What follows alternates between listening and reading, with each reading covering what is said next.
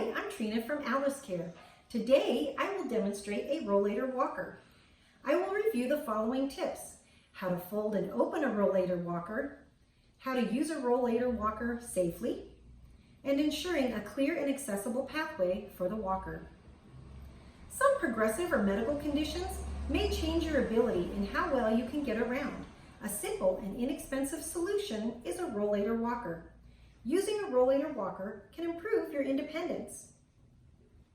A rollator walker like this can be purchased online. You don't have to have a prescription or a visit from your doctor in order to get one.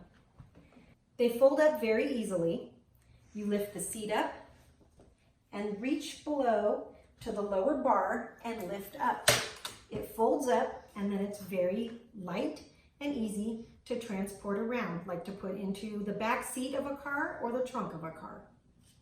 When you order or get a walker, you want to make sure that you set it up correctly.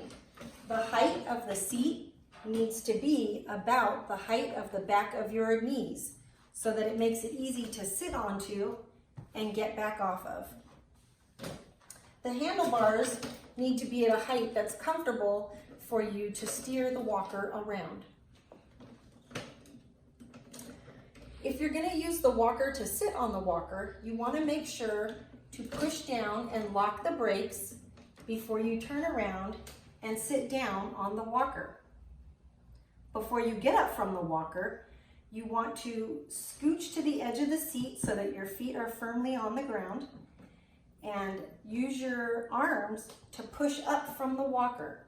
And always make sure that the brakes are locked when you're getting up from your walker.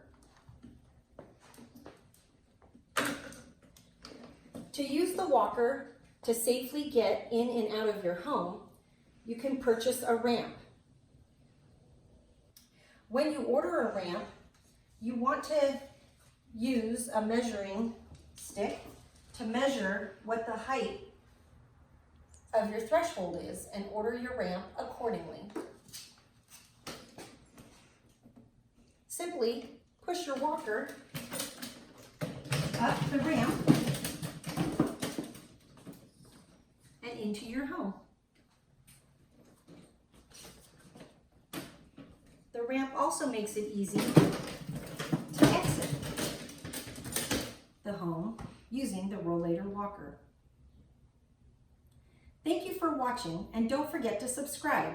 These are helpful tips using a rollator walker.